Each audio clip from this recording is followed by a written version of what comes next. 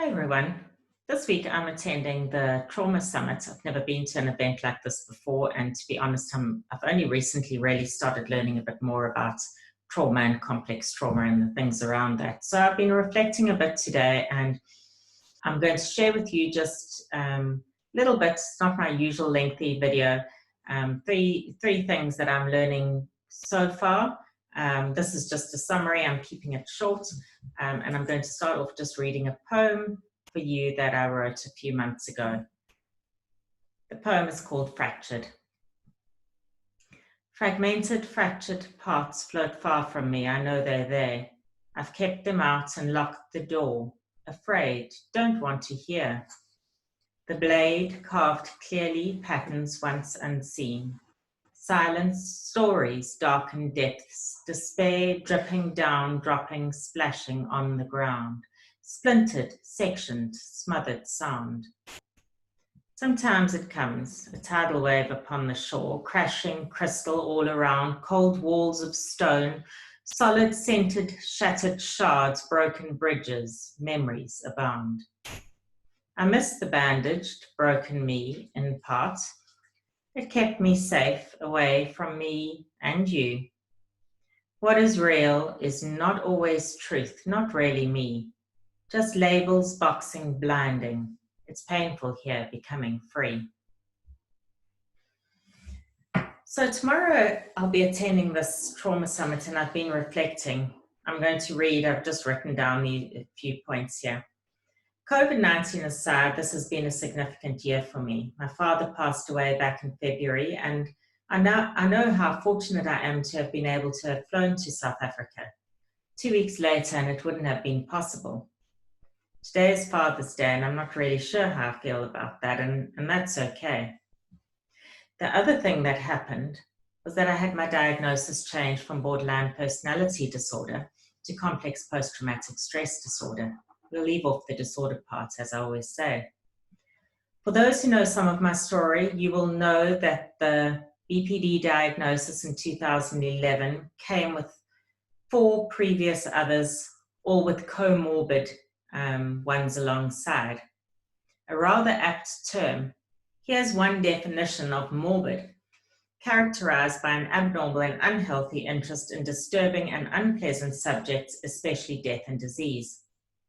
I've become more aware of late how much energy I spend in the work I do in mental health services, cushioning, curtailing, and generally shaping my input into more palatable formats.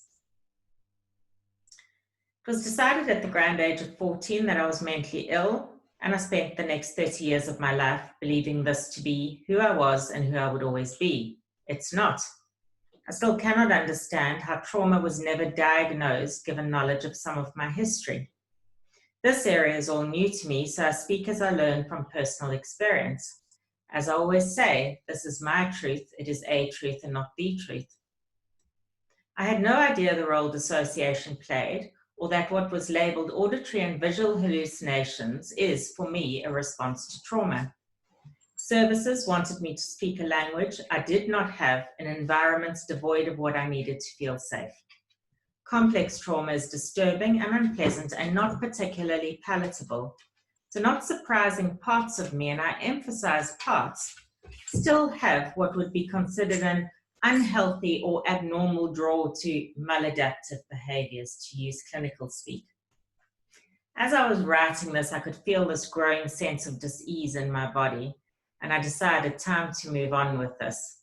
I'm learning in therapy the importance of keeping myself grounded and present. This is essential for healing from trauma. So I want to share a little, apart from my dog who's sighing down there, hey Dex, because he's really helpful in terms of this whole journey, as is Milo, of what is helping me in the context of a therapeutic relationship. I'm very fortunate to have started work with an EMDR consultant about 2 months ago.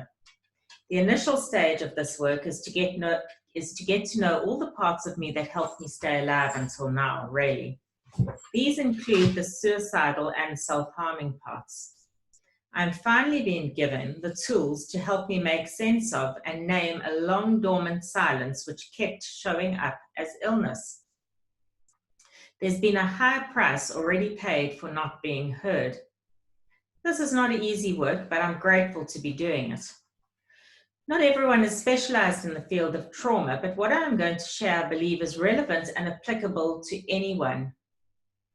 The hashtag I came up with for a QI project I did last year was "How We Are with People Matters," and I can't get this out my head.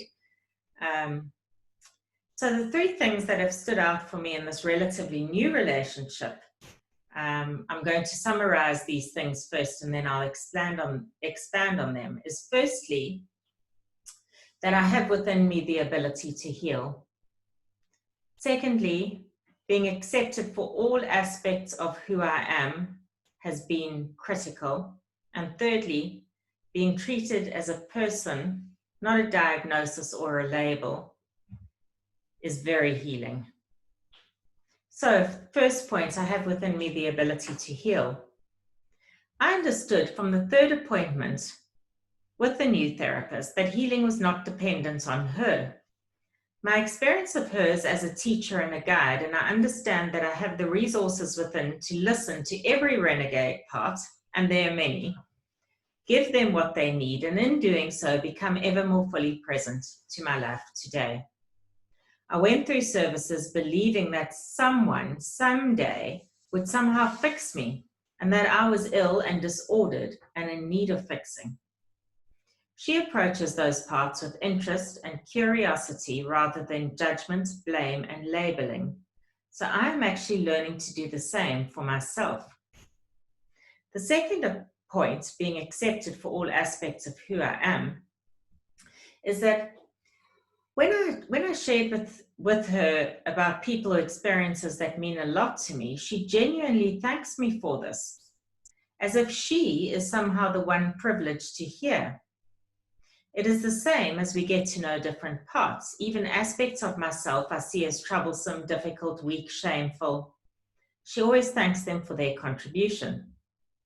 This might all sound a little bit mad, but it is very disarming and at times uncomfortable, but also incredibly validating and healing to feel so accepted for all aspects of myself. Given the labels, stigma, and judgments I have experienced over many, many years, words are actually inadequate to express how much this means to me.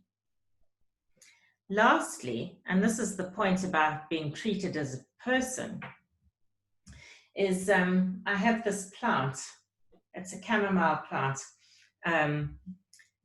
We had discussed in one of the sessions using essential oils for grounding, and I'd said that chamomile was a favorite of mine.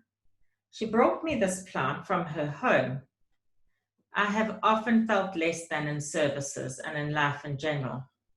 I felt, given my years of risk assessments, that I was somehow seen as dangerous, not to be trusted, and certainly not someone you would want linked in any way to your private life. She also assured me that if it died, because I'm not a great gardener, it's something I'm learning to do, that she could bring me more. It has now flowered just in the last week, and if I run my hands over it, there's a beautiful, fresh, clean smell. This plant, for me, represents hope, possibility. It represents connection and wholeness and healing. It represents for me the core of what really matters in life, how we are with people. How does our presence make them feel? What do we bring to this gift of being in relationship with another? How can we offer our full, imperfect, vulnerable selves to a world where some are drowning in darkness, hidden, unseen, and unheard? I'm not quite sure, but I think I'm learning. And I'm grateful to have good teachers along the way. Thank you.